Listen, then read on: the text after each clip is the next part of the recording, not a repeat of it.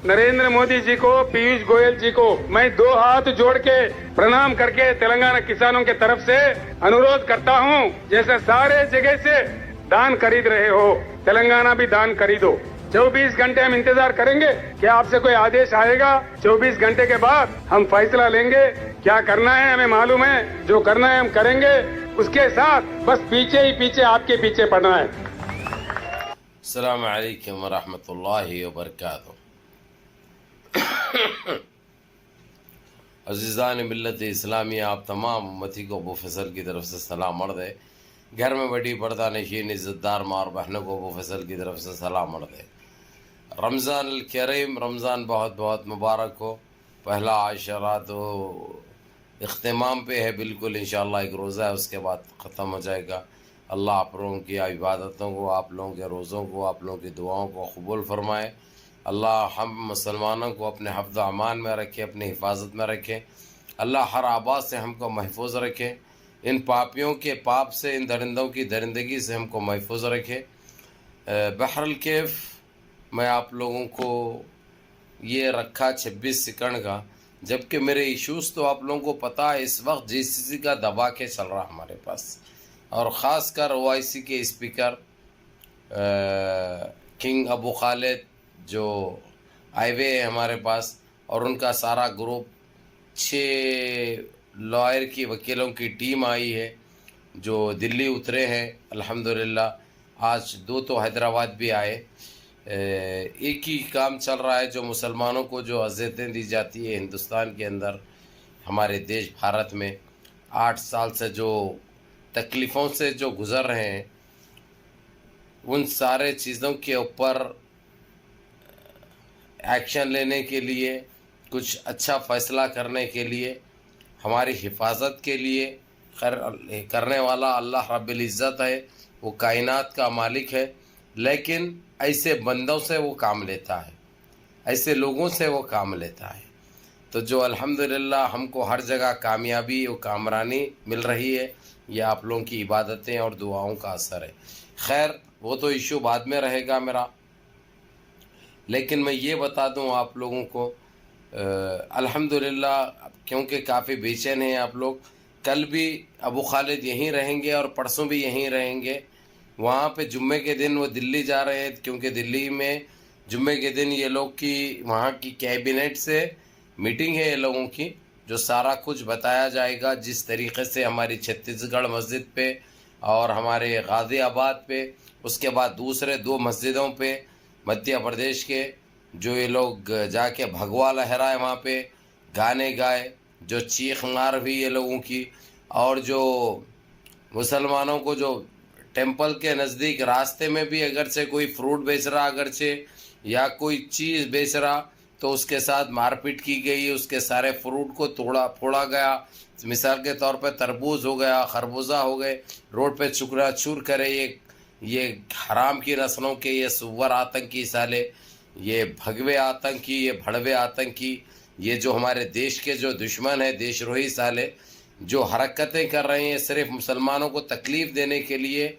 लेकिन इंशाअल्लाह इनको हर जगह से नाकामी मिलेगी और इनको बहुत मुँह की खानी पड़ेगी। ये तो खैर आप लोगों को मैं तफसील से बताऊंगा, लेकिन आप लोगों को ये बता दूं, अभी जिस तरीक़े से हमारे तेलंगाना का सीएम केसीआर साहब जो दिल्ली अपने सारे एमएलए को, एमएलसी को और एमपी को लेकर जो गए हैं, जो धरना दे रहे हैं वहाँ पे, हमारे देश के फुस मंत्री, क्या नाम है उनका, मोदी के ख़िलाफ़, वही हमारे फार्मर्स, हमारे किसान भाई को लेकर जिस तरीक़े से जो सामान नहीं, अनाज नहीं ख़रीदा जा रहा है तेलंगाना से, हमारे किसान के पास से 24 घंटे का इनको अल्टीमेटम दिए हुकूमत को।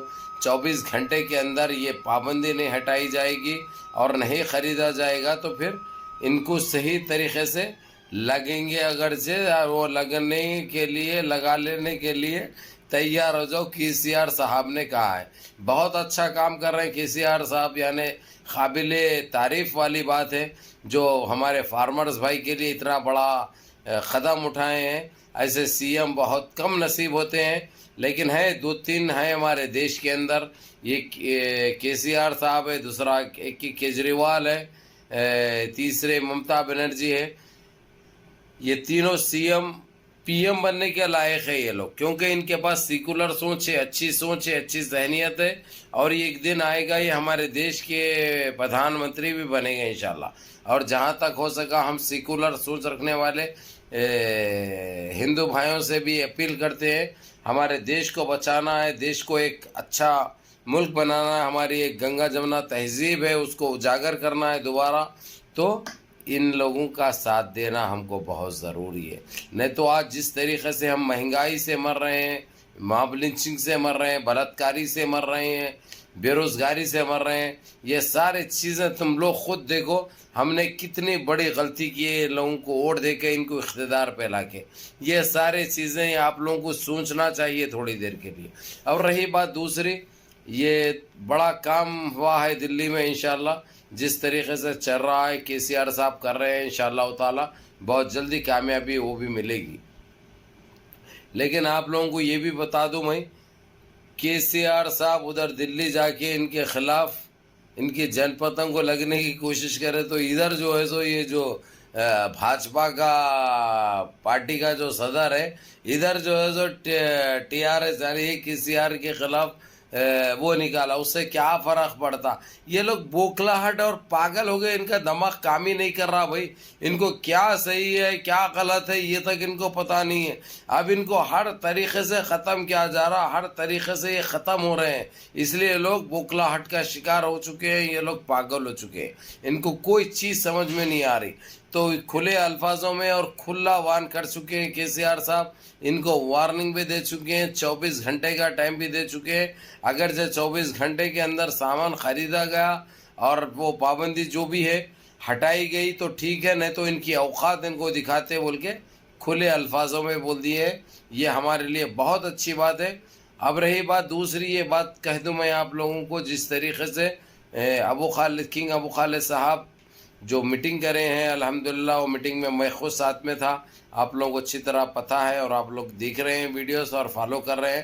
ان کو سارے چیزیں بتائی گئے, یہاں تک کہ ان کو میں نے پیدل دورہ کرایا, شہر کا پیدل دورہ تک کرایا.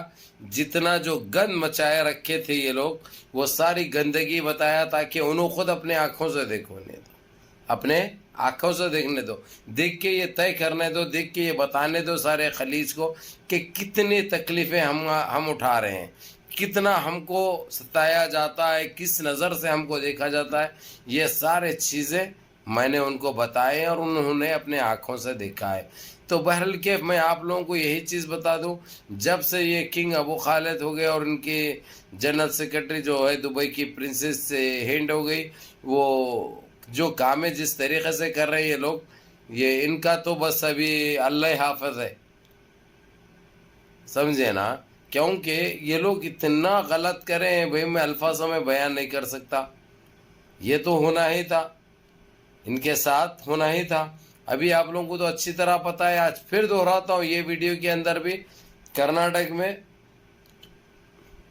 ہندوؤں کے ویزے بند ہو چکے ہیں. جہاں پہ پاسپورٹ پہ کرناٹک لکھے ہوا ہوتا ہے بینڈ کر دیا گیا ہے. کوئی مسلمان ہو یا سکھ ہو یا عیسائی ہو, وہ لوگوں کے لیے یہ پابندی نہیں ہے, ان کے ویزے کھلے ہیں.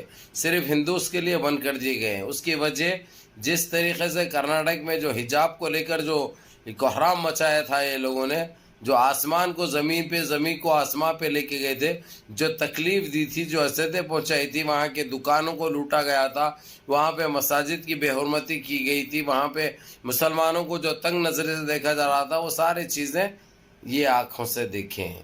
ابھی وہاں پہ حالانکہ نہیں گئے, وہاں کی وزٹ نہیں بھی, لیکن بہت جلد انشاءاللہ وہاں پہ بھی لے کے جاؤں گا میں. کیونکہ دیکھنے دو بھائی, اپنے آنکھوں سے دیکھنے تو سمجھ میں بھی آتا. کب تک ہم برداشت کریں گے, کب تک ہم گونگے اور بہرے رہیں گے, نہ ہم کو سنائی دے رہا, نہ ہم منہ سے بول سک رہے ہیں. کب تک ہم اندھے رہیں گے بغیر آنکھوں کے, ہم کب تک رہیں گے بتائیے آپ لوگ. تو جو کچھ بھی ہے ان کو ان کے کفر کردار تک پہنچانا بہت ضروری ہے. اور انشاءاللہ تعالی وہ دبا کے کام چل رہا. اب آپ لوگ مہربانی فرما کر مہربانی یہ کریے آپ کے بھائی کے اوپر جس طریقے سے آپ لوگ میسیجیں کرتے ہیں وہ کیا ہوا یہ کیا ہوا, اگرچہ ویڈیو پوری دیکھے تو آپ لوگوں کو سننے کو بھی ملے گی اور آپ لوگوں کو پتہ بھی چلے گا, معلوم بھی ہوگا. آپ لوگ ویڈیو پوری دیکھو, دیکھ کے 4 بھائیوں تک پہنچاؤ اس میسیجوں کو تاکہ وہ لوگ بھی دعا کر سکے, نمازیں پابندی سے پڑھ سکے, قرآن پاک کو کھولا جائے, گھر میں قرآنوں کو پڑھو, بند مت رکھو, بہت بڑا گناہ ہے اس سے. تو میرے عزیز دوستو میرے بھائیوں نمازوں کی پابندی کرو.